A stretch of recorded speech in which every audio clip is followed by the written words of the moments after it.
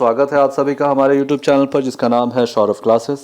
आज मैं शोध एवं शोध से जुड़ी हुई एक कड़ी के अंतर्गत एक शोधार्थी में क्या क्या मौलिक गुण होने चाहिए उस विषय को लेकर उपस्थित हुआ हूं। तो चलिए शुरू करते हैं।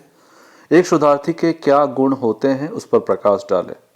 शोधार्थी को रिसर्चर या गवेषणकर्ता यानी नया खोजकर्ता भी कहा जाता है। तो गवेषणकर्ता अथवा शोधार्थी से तात्पर्य एक ऐसा व्यक्ति जिसका उद्देश्य नवीन पक्षों को प्रकाशित करना होता है तथा वह वर्तमान को समृद्ध करके उसको क्रमबद्धता प्रदान करता है। शोधार्थी के गुणता और निष्कर्ष उसके श्रम और शोध के प्रति समर्पण पर निर्भर करती है। एक अच्छे शोधार्थी बनने हेतु व्यक्ति में कुछ गुण होने चाहिए जो उसे एक अच्छा इतिहासवेत्ता बनाने में सक्षम हो। तो इसका पहला गुण है मानसिक अभिदृष्टि, जिसको हम लोग इंग्लिश में मेंटल आउटलुक कहते हैं। एक अच्छे शोधार्थी के लिए उसमें मानसिक अभिव्यक्ति की क्षमता होना अति आवश्यक है। शोधार्थी के मानसिक अभिव्यक्ति शैक्षणिक योग्यता की तुलना में अधिक महत्व रखती है। वह अपनी व्याख्या करने की शक्ति व समझ के आधार पर एक अच्छा शोधार्थी बन सकता है। दूसरा है आलोचनात्मक अभिदृष्टि, जिसे हम कह सकते हैं क्रिटिकल आउटलुक। शोधार्थी में विश्लेषणात्मक अभिव्यक्ति की क्षमता होना काफी आवश्यक होता है ताकि वह आलोचनात्मक दृष्टिकोण के साथ संतुलित तथ्यों का अवलोकन तथा व्याख्या कर सके। शोधार्थी को विश्लेषणात्मक अभिव्यक्ति के साथ साथ प्रत्येक पहलू का परीक्षण करने की योग्यता भी रखनी चाहिए और ऐतिहासिक घटनाओं की खोज निकालने का प्रयास करना चाहिए। तीसरा है व्याख्या करने की क्षमता, कैपेसिटी ऑफ इंटरप्रिटेशन। एक कुशल शोधार्थी में व्याख्या करने की योग्यता भी काफी महत्वपूर्ण है। वह उपलब्ध सामग्रियों का और शोध कार्यों के पश्चात अपने तथ्यों की व्याख्या इस प्रकार करता है कि दूसरे विद्वान एवं पाठक बिना किसी झिझक के उसे ग्रहण कर सकें। हमारा चौथा है श्रम करने की क्षमता, अर्थात कैपेसिटी ऑफ हार्डवर्क। एक कुशल शोधार्थी में कठोर श्रम करने की क्षमता होती है। शोध एक कठिन कार्य है, इसके लिए अत्यधिक श्रम व समय की आवश्यकता होती है। उसे कठोर परिश्रम तथा आंकड़ों के संकलन करना चाहिए और शोध सामग्रियों के अवलोकन करने चाहिए। इसके लिए काफी श्रम और समय देने की आवश्यकता होती है। पांचवा है विषय का ज्ञान, अर्थात सब्जेक्ट नॉलेज। एक योग्य शोधार्थी को अपने विषय का पूर्ण ज्ञान होना चाहिए। उसे तथ्य संकलन में मूल स्रोतों की अध्ययन की और विशेष ध्यान देना चाहिए। विषय ज्ञान होने पर ही शोधार्थी उपयोगी तथा अनुपयोगी सामग्रियों में अंतर कर पाता है। छठा है सामग्रियों का संकलन, अर्थात कलेक्शन ऑफ मटेरियल। सामग्री का संकलन एक शोधार्थी के लिए महत्वपूर्ण गुण माना जाता है।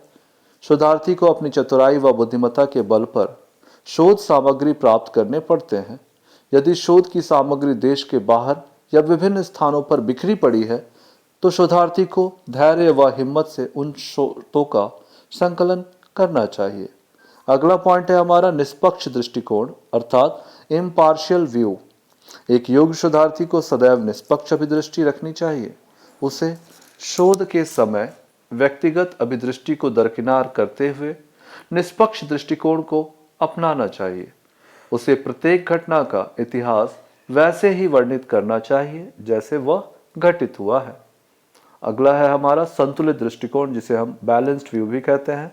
एक योग्य शोधार्थी को प्रत्येक घटना के प्रति व्यवस्थित दृष्टिकोण रखना चाहिए। इसे अपने दृष्टिकोण में ना तो आशावादी ना तो निराशावादी बल्कि एक संतुलित दृष्टिकोण से ही व्याख्या करनी चाहिए। इसी तरह उसे किसी भी स्थापित तथ्यों की भर्त्सना तथा अधिक प्रशंसा से भी बचना चाहिए। हमारा अगला पॉइंट है शोध उपकरण के इस्तेमाल करने की विधि का ज्ञान, अर्थात knowledge of using research tools. वर्तमान में शोध के लिए नवीन उपकरण तथा तकनीक भी आ गई है। इनके द्वारा शोधार्थी को तथ्य संकलन के संग्रहण एवं विश्लेषण में सहायता मिलती है। इसके लिए कंप्यूटर, इंटरनेट आदि का इस्तेमाल बहुत उपयोगी सिद्ध हुआ है। अतः योग्य शोधार्थी को इन नवीन तकनीकों एवं ज्ञान का समुचित उपयोग करने का ज्ञान आवश्यक होता है, जिससे वह आसानी से अपने शोध कार्यों को कर पाएगा और समय की भी बचत होगी। अगला पॉइंट है हमारा गुणात्मक कार्य अर्थात क्वालिटिव वर्क। एक योग्य शोधार्थी में गुणात्मक योग्यता होनी अति आवश्यक होती है। उसी पर अपने विषय पर पहुंच, नवीनता, विश्वसनीयता एवं तर्कसंगत होना आवश्यक है। उसे शोध कार्य में मात्रा के बजाय उसकी गुणवत्ता पर ध्यान देना चाहिए। उसे याद रखना चाहिए कि समय उतना महत्वपूर्ण नहीं जितना कि कार्य की गुणवत्ता। हमारा अगला पॉइंट है शोध कार्य में लचीलापन, फ्लेक्सिबिलिटी इन रिसर्च प्लान। एक शोधार्थी को शोध कार्य के दौरान अनेक समस्याओं का सामना करना पड़ता है। उसे इन समस्याओं से विचलित नहीं होना चाहिए तथा इसका साहसपूर्ण सामना करना जरूरी होता है। इसके लिए उसे अपने कार्य की योजना को इस तरह तैयार करना चाहिए कि कोई समस्या आने पर वह उसे बदल सके। अतः उसकी योजना में लचीलापन होना भी आवश्यक होता है। अगला हमारा पॉइंट है समालोचना का सामना करने की बुद्धि और साहस, जिसे हम common sense and boldness to face criticism भी कह सकते हैं। एक योग्य या कुशल शोधार्थी में सहज बुद्धि, मस्तिष्क की तीक्ष्णता, तर्क शक्ति, विलक्षण बुद्धि का होना आवश्यक होता है। इन गुणों के होने से शोधार्थी शोध कार्यों में आने वाली जटिल समस्याओं को आसानी से सुलझा लेता है। साथ ही साथ वह विभिन्न आलोचनाओं से हताश नहीं होता, बल्कि वह अपनी बुद्धिमत्ता से उसका सामना भी कर लेता है। हमारा नेक्स्ट पॉइंट है शोध विधि का ज्ञान अर्थात नॉलेज ऑफ रिसर्च मेथोडोलॉजी।